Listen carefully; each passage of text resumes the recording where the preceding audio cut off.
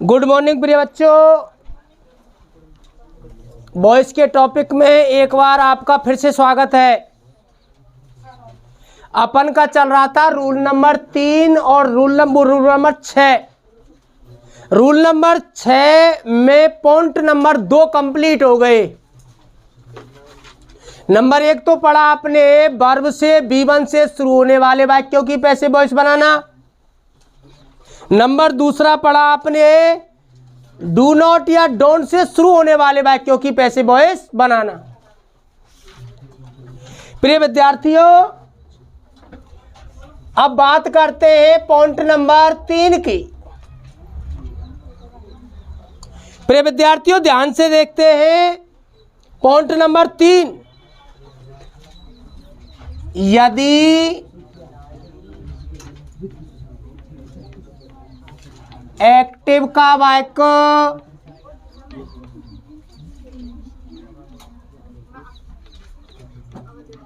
Never या always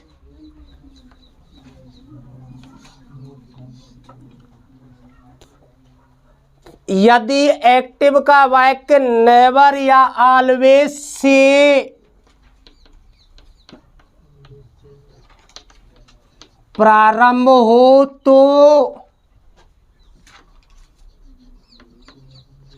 passive बनाते समय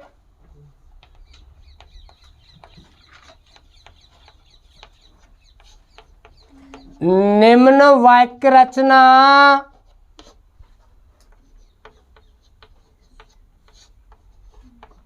काम में ली जाएगी।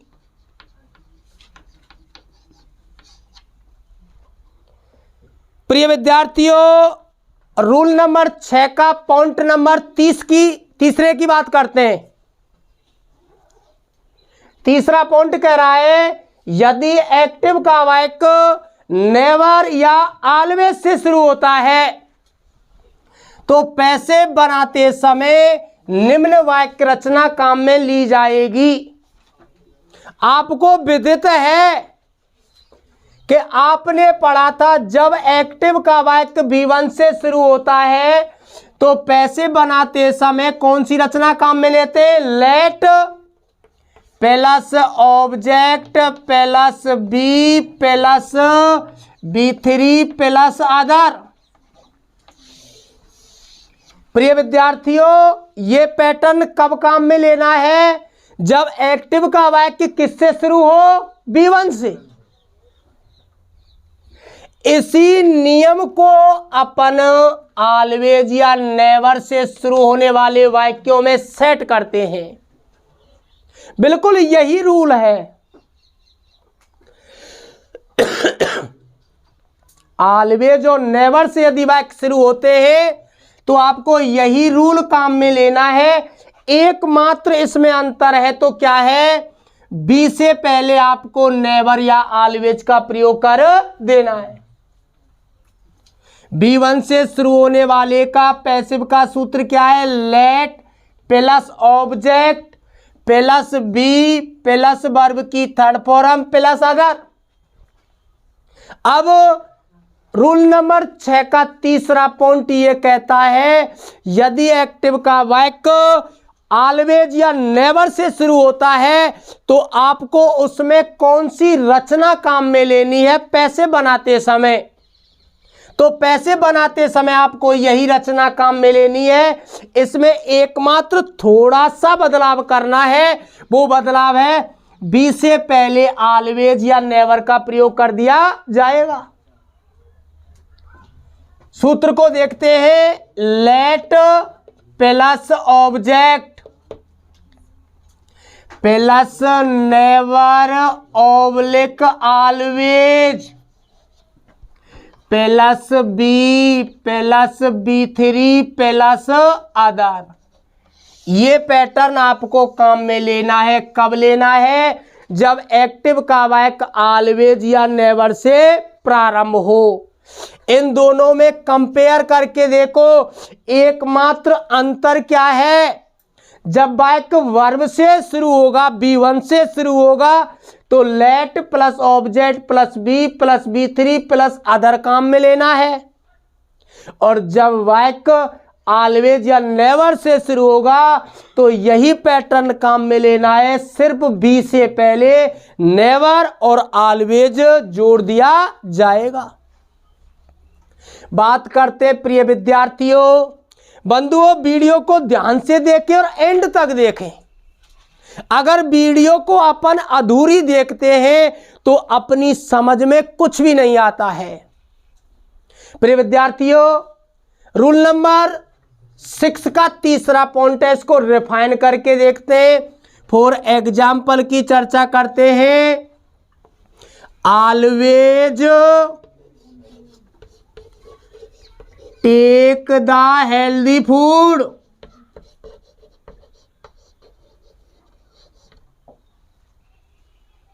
Always take the healthy food. प्रिय विद्यार्थियों, एक्टिव का वाक्य ऑलवेज से शुरू हो रहा है, और जब एक्टिव का वाक्य ऑलवेज से शुरू होता है तो पैसिव वॉइस किससे बनाई जाती है? आपके सामने सूत्र लिखा हुआ है, लेट प्लस में क्या चाहिए? ऑब्जेक्ट। और प्रिय विद्यार्थियों, आपको मालूम होगा, आपके पास लिखा हुआ होगा ऑब्जेक्ट का स्थान कहाँ होता है? वर्ब के बाद। वर्ब है इसमें टेक, टेक के बाद दे रखा है the healthy food. Healthy food object हुआ, हेल्दी फूड को जो का तो लिख दो द हेल्दी फूड, क्योंकि आपको विदित होना चाहिए, क्योंकि टेक एक क्रिया है और क्रिया के बाद द हेल्दी फूड ऑब्जेक्ट है, लेकिन लेट के बाद हमेशा ऑब्जेक्टिव ही केस का प्रयोग किया जाता है। लेट के बाद कभी भी सब्जेक्टिव केस का प्रयोग नहीं करते हैं, इसलिए सूत्र में है लेट, तो उसके बाद ऑब्जेक्ट आ गया द हेल्दी फूड, उसके बाद नेवर और ऑलवेज में से लगाओ। नेवर या ऑलवेज में से कौन सा दे रखा है? ऑलवेज, तो ऑलवेज लिख दो। इसके बाद पैटर्न में क्या दे रखा है? बी लिख दो। बी के बाद वर्ब की थर्ड फॉर्म, टेक की थर्ड फॉर्म प्रिय विद्यार्थियों क्या होगी? टेक, टुक, टेकन। इसके बाद अदर इसमें कुछ है नहीं, फुल स्टॉप। प्रिय विद्यार्थियों, always take the healthy food की पैसिव वॉइस बनी, let the healthy food always be taken. प्रिय विद्यार्थियों, नेक्स्ट एग्जाम्पल की चर्चा करते हैं। नेक्स्ट एग्जाम्पल है never tell a lie. Never tell a lie. प्रिय विद्यार्थियों, एक्टिव का वाक्य नेवर से शुरू हो रहा है, टेल एक क्रिया है, क्रिया के बाद दे रखा है ए लाई।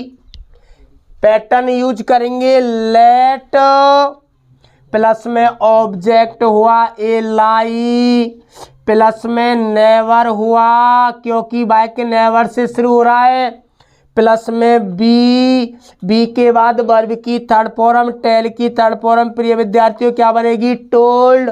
अदर वर्ड इसमें है नहीं। नेवर टेल ए लाई की पैसिव वॉइस बनी, let a lie never be told. प्रिय विद्यार्थियों, मैं आपसे उम्मीद करता हूं कि आपकी ये नियम रिफाइन करने के बाद आपकी समझ में आ गया होगा। बात करते हैं पॉइंट नंबर, रूल नंबर 6 के पॉइंट नंबर 4 की। चौथा पॉइंट, यदि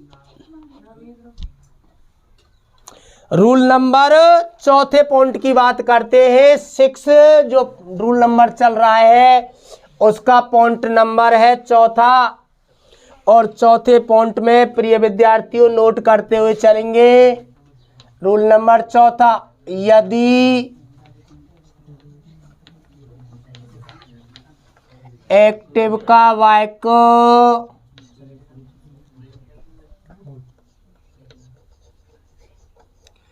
प्लीज ऑब्लिक काइंडली से शुरू हो तो पैसिव बनाते समय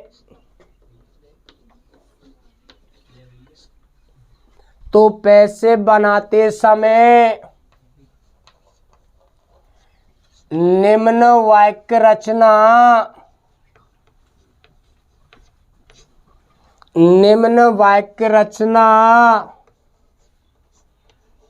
काम में ली जाएगी। प्रिय विद्यार्थियों, चौथा पॉइंट है, यदि एक्टिव का वाक्य प्लीज या काइंडली से शुरू होता है तो पैसिव बनाते समय निम्न वाक्य रचना काम में ली जाएगी।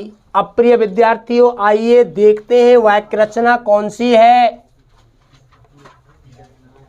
You are requested to plus शेष वाक्य।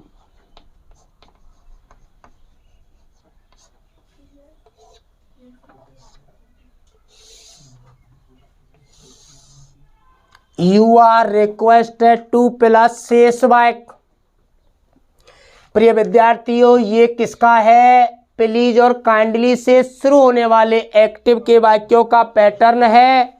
यू आर रिक्वेस्टेड टू लिखकर शेष वाक्य उतार देना है। इसमें एक नोट डालकर अपन लिखते हैं, passive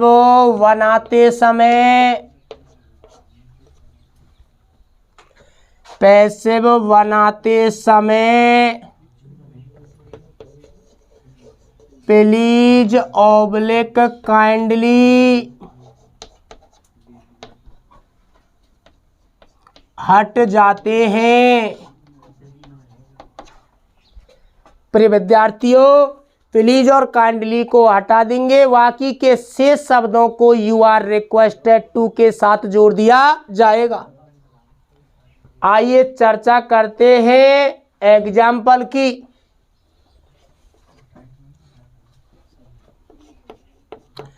kindly grant me leave. प्रिय विद्यार्थियों, एग्जाम्पल है, काइंडली ग्रांट मी लीव, कृपया करके मेरी छुट्टी स्वीकार कीजिए, मुझे छुट्टी प्रदान कीजिए। प्रिय विद्यार्थियों, काइंडली से शुरू हो रहा है, इसकी जब पैसिव वॉइस आप बनाओगे तो यू आर रिक्वेस्टेड टू वाला पैटर्न यूज करो। You are requested to, please और काइंडली को हटा दो और शेष वाक्य को उतार दो। शेष वाक्य रह गया, grant me leave. Next example है, please issue my character certificate.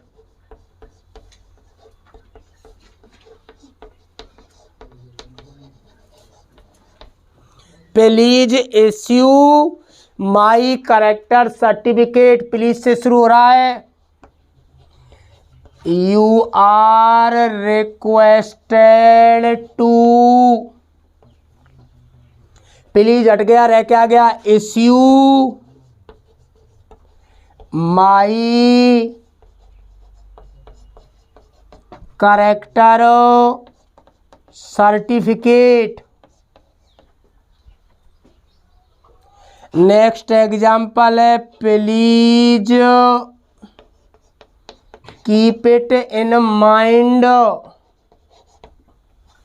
Please keep it in mind, ये भी प्लीज से शुरू हो रहा है। You are requested to, please हट गया, कीप इट इन माइंड। प्रिय विद्यार्थियों, काइंडली ग्रांट मी लीव की पैसिव वॉइस बनी। You are requested to grant me leave. Please issue my character certificate. इसकी पैसिव वॉइस बनी। You are requested to issue my character certificate. Next example है you are, वो please keep it in mind. Passive voice बनी you are requested to keep it in mind. प्रिय विद्यार्थियों, rule number 6 का point number आता है 5वां। चलो आइए पॉइंट नंबर 5 की बात करते हैं।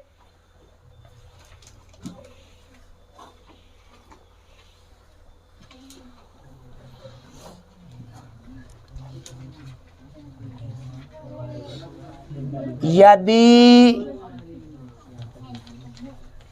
एक्टिव का वाक्य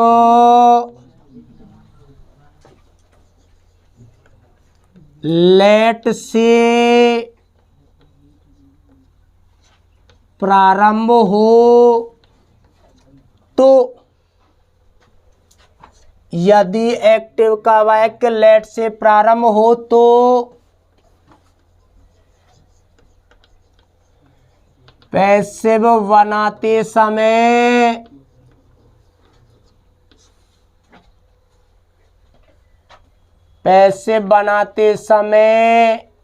निम्न प्रकार की वाक्य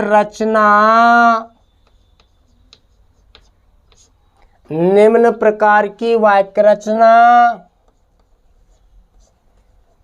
काम में ली जाती है। निम्न प्रकार की वाक्य रचना काम में ली जाती है। प्रिय विद्यार्थियों, एक बात आप ध्यान से समझेंगे, यदि एक्टिव का वाक्य लेट से शुरू होगा तो उस लेट वाले वाक्य में 2 ऑब्जेक्ट मिलेंगे आपको। कितनी ऑब्जेक्ट संख्या कितनी होगी? 2। उन दोनों ऑब्जेक्टों को किस टाइप से आपको सेट करना है ये देखना है। रचना देखते हैं। लेट प्लस ऑब्जेक्ट कौन से नंबर का? 2nd नंबर का। अपन इस टाइप से गिन लो, प्लस ऑब्जेक्ट नंबर 2 प्लस आएगा बी प्लस वर्ब की 3rd form plus Y plus object number 1st plus other. प्रिय विद्यार्थियों, नियम कह रहा है यदि एक्टिव का वाक्य लेट से प्रारंभ हो तो पैसिव बनाते समय निम्न प्रकार की वाक्य रचना काम में ली जाएगी। जब एक्टिव का वाक्य लेट से शुरू होगा तो उसमें कितने ऑब्जेक्ट्स आएंगे? डबल ऑब्जेक्ट्स आएंगे। तो पैसिव बनाते समय लेट लिखना है। लेट के बाद ऑब्जेक्ट नंबर कौन सा होना चाहिए? 2। 2nd नंबर ऑब्जेक्ट आएगा।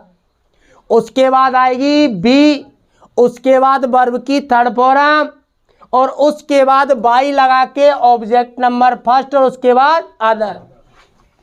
प्रिय विद्यार्थियों, आइए एग्जाम्पल देखते हैं। Late him teach you. Late him teach you. प्रिय विद्यार्थियों, लेट से शुरू हो रहा है। प्रत्येक विद्यार्थी की नजर वीडियो पर होनी चाहिए। लेट हिम टीच यू, इसमें लेट से एक्टिव का वाक्य शुरू होता है। हिम ऑब्जेक्ट है और यू भी क्या है? ऑब्जेक्ट। मैंने आपको बताया डबल ऑब्जेक्ट। इसको नंबर 1 ऑब्जेक्ट कहेंगे, इसको नंबर 2 ऑब्जेक्ट कहेंगे, क्योंकि नंबर 2 ऑब्जेक्ट वही माना जाएगा जो मेन वर्ब की बाद आता है। पैटर्न लगाना है लेट का, late plus object number 2 you plus में बी प्लस में वर्ब की थर्ड फॉर्म टीच की थर्ड फॉर्म प्रिय विद्यार्थियों क्या बनेगी? टॉट, TAUGHT प्लस में वाई प्लस में ऑब्जेक्ट नंबर 1। ऑब्जेक्ट नंबर 1 का है हिम, प्लस अदर है नहीं, let him teach you. Next example है लेट हर कुक फूड। प्रिय विद्यार्थियों नंबर 1 ऑब्जेक्ट है हर, नंबर 2 ऑब्जेक्ट है फूड। पैसे वॉइस बनेगी let plus number 2 object food plus B plus verb की third form cooked plus Y plus first object her, other है नहीं। लेट हिम टीच यू की पैसिव वॉइस बनी let you be taught by him, और let her cook food की passive voice बनी let food be cooked by her. प्रिय विद्यार्थियों इसमें आप आगे देखोगे एक नोट डालते हैं, नोट की चर्चा करते हैं।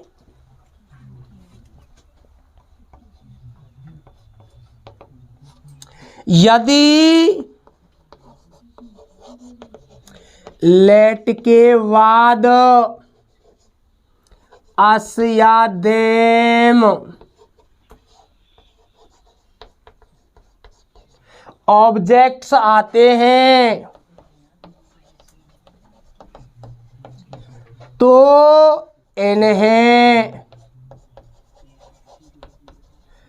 पैसिव वॉइस में बाई प्लस ऑब्जेक्ट रूप में नहीं लिखा जाता है, नहीं लिखा जाता है। प्रिय विद्यार्थियों इसमें लेट के बाद क्या है? हिम। इसमें लेट के बाद क्या है? हर। अगर लेट के बाद अस और देम आते हैं तो इनको वाई लगाकर फर्स्ट ऑब्जेक्ट के रूप में नहीं लिखा जाएगा। आपको विदित होगा क्योंकि अस किसका ऑब्जेक्ट है? बी का, और बी कैसा है? Unimportant subject. देम किसका ऑब्जेक्ट है? दे का, दे कैसा है? अनइम्पोर्टेंट सब्जेक्ट, इसलिए इनको बाई लगाकर नहीं लिखा जाएगा। एग्जाम्पल की चर्चा करते हैं। Let us speak the truth. प्रिय विद्यार्थियों एक ऑब्जेक्ट अस है, दूसरा है द ट्रूथ। प्रिय विद्यार्थियों पैसे बनेगी लेट प्लस में क्या आएगा? द ट्रूथ प्लस में क्या आएगा? बी प्लस में क्या आएगा? वर्ब की थर्ड फॉर्म, स्पीक की थर्ड फॉर्म स्पोकन। और प्रिय विद्यार्थियों लेट के बाद अस दिया हुआ है इसलिए ना तो वाई लगेगा ना अस को लिखा जाएगा। ऐसे वाक्यों की पैसिव वॉइस जिनके बाद लेट के बाद अस या देम आता है उनकी पैसिव वॉइस विशेष रूप से अस की पैसिव वॉइस, ऐसे वाक्यों की पैसिव वॉइस आप शुड बी से भी बना सकते हो। इसका अथवा देखेंगे। इसमें ऑब्जेक्ट क्या है? The truth. द ट्रूथ का सब्जेक्ट द ट्रूथ ही बनेगा, the truth. Main verb HB के रूप में शुड बी का यूज करो, शुड बी। मेन वर्ब के रूप में वर्ब की थर्ड फॉर्म, स्पीक की थर्ड फॉर्म क्या होगी? स्पोकन। और प्रिय विद्यार्थियों अस अनइम्पोर्टेंट सब्जेक्ट हट गया, the truth should be spoken. अगर विद्यार्थियों वीडियो आपको पसंद आई हो तो इसको लाइक करें, सब्सक्राइब करें। थैंक्स।